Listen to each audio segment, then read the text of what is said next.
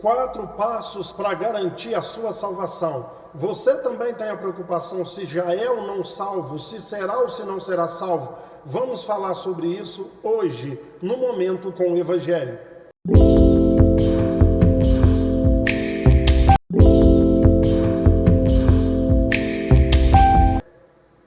Bem, querido, vamos lá. De acordo com o evangelicalismo que é pregado no Brasil hoje, você necessitaria de 4 coisas para você ser salvo. Sem essas 4 coisas, não tem como você ser salvo. A primeira delas é aceitar Jesus como seu Salvador. Então, de acordo com o evangelicalismo, se você não aceitou Jesus, não tem como você ser salvo. Segundo, após aceitar Jesus, você nunca mais pode pecar, você jamais pode cometer pecado, porque se você cometer qualquer tipo de pecado, pronto, acabou, você perdeu a salvação. O terceiro passo é cumprir a lei, cumprir a escritura, cumprir a palavra de Deus, cumprir os mandamentos do Senhor. Se você não cumprir os mandamentos, a palavra de Deus, não tem como você ser salvo. E a outra coisa, você precisa pura e simplesmente não ter descendido de Adão e Eva, porque se você veio de Adão e Eva, não tem como você ser salvo. Isso na crença evangélica. Por que eu vou dizer isso para você? Então, pronto, vamos lá. Aceitar Jesus é uma falácia. Durante 1800 anos da história da igreja, ninguém falou esse tal de aceitar a Jesus. Aceitar a Jesus foi mencionado pela primeira vez por um ministro metodista chamado Charles Finney. Em 1830, ele mencionou a primeira vez o tal de aceitar Jesus. Mas o primeiro apelo foi feito 5 anos depois. Em 1835 foi que ele fez o primeiro apelo para se aceitar Jesus. O que eu estou querendo dizer? Isso mesmo, em 1800 anos de história da igreja, nunca foi ensinado essa história de ter que aceitar Jesus. Preste atenção que você não aceitou, é Ele que te aceitou. As minhas ovelhas o meu Pai me dá. Todo o que o Pai me dá, vem a mim. Aquele que meu Pai me dá, ninguém as arrebata da minha mão. Não foste vós que escolhestes a mim, antes eu vos escolhi a vós outros. Você estava morto no seu delito e pecado e Ele te deu vida. Você está vendo que você não aceitou? Foi Jesus que te aceitou, o Pai te deu para Jesus. Pronto, então esse primeiro passo caiu por terra. O segundo, você nunca mais pode cometer pecado. Se você cometer pecado, já era. Seu nome é riscado do livro da vida. Vamos falar a verdade? Vamos abrir o confessionário nesse momento? Dá uma lida nas 8, 10 listas de pecados que tem no Novo Testamento. Vamos ver se eu e você, dessas 8 a 10 listas de pecado do Novo Testamento, se eu e você não praticamos pelo menos 1/3 dele todos os dias. Seja humilde como Paulo foi. Paulo sempre dizia, eu, o principal dos pecadores. Paulo vai dizer em Romanos 7, de 14 a 25, ele vai falar 10 vezes, o pecado que habita em mim. Eu sou escravo do pecado, o pecado que habita nos meus membros, o pecado que habita em mim.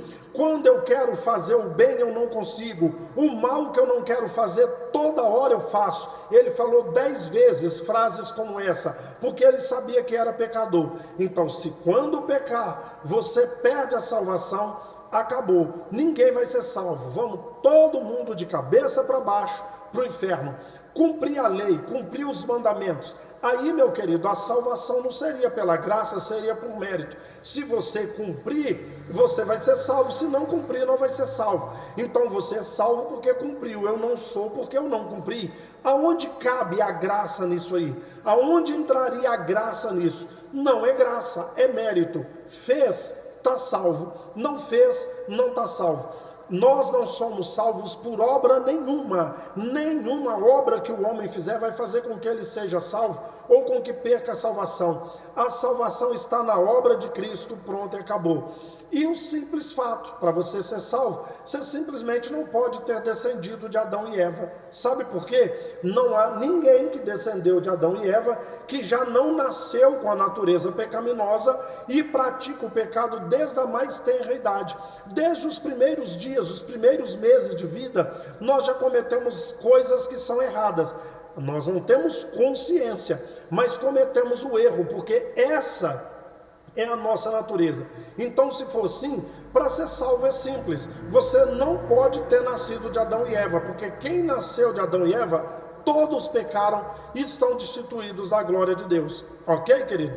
Então pare com isso. Não tem que ter passo nenhum para salvação. Jesus conquistou a sua salvação. Você já está sentado nas regiões celestiais com Cristo Jesus. Está entendendo?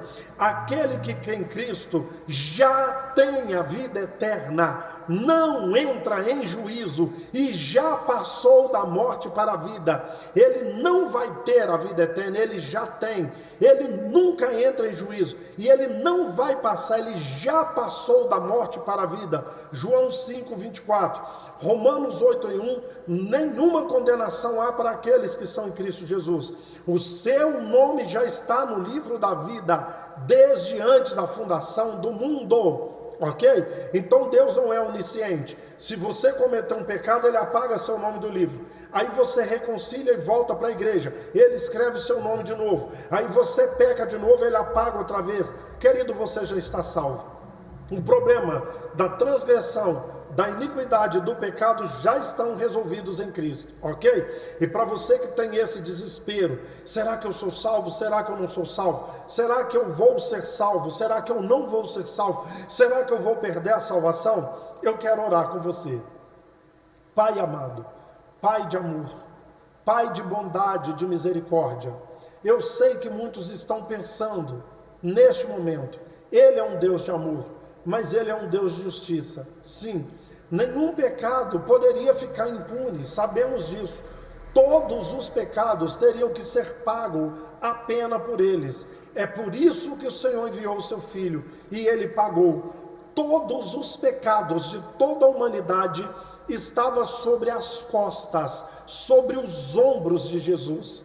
Pai, muito obrigado por isso. Muito obrigado por o seu plano de salvação. Muito obrigado por ter enviado o seu Filho. Muito obrigado pela sua palavra que nos mostra que está resolvido. O problema do pecado está resolvido, que nós já temos a vida eterna. Glória seja dada ao nome do Senhor. Jamais entraremos em julgamento, em juízo. E nós já passamos da morte para a vida. Que evangelho maravilhoso. Que evangelho glorioso, que plano misericordioso. Por isso somos gratos a Ti, Pai. Eu te agradeço em meu nome, eu te agradeço em nome desses que estão assistindo, que estão ouvindo agora, e eu te agradeço essa oração em nome do evangelho, em nome da sua palavra, em nome de Jesus Cristo. Amém. Amém. Um abraço. Até o próximo. Fique com Deus, se Deus assim nos permitir.